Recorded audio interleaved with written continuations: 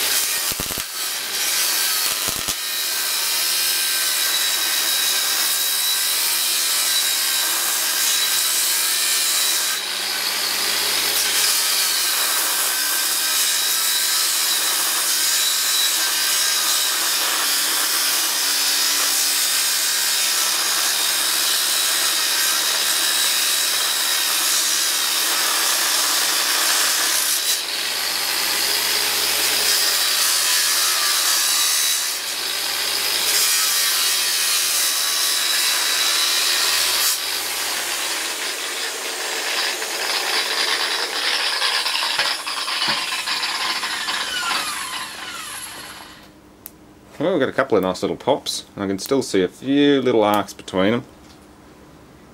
Ever so slight. I'm not going to be able to see that.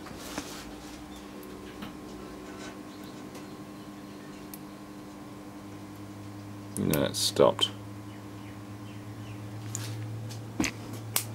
Oh, there we go. It's a tiny little spark.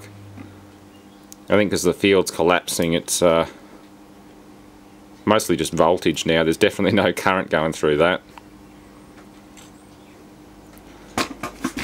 I ain't having it.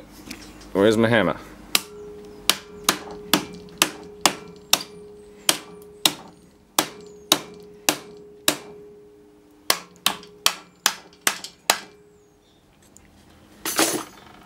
Yeah, it's completely separated now.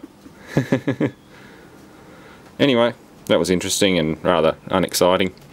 Thanks for watching, and don't try this at home.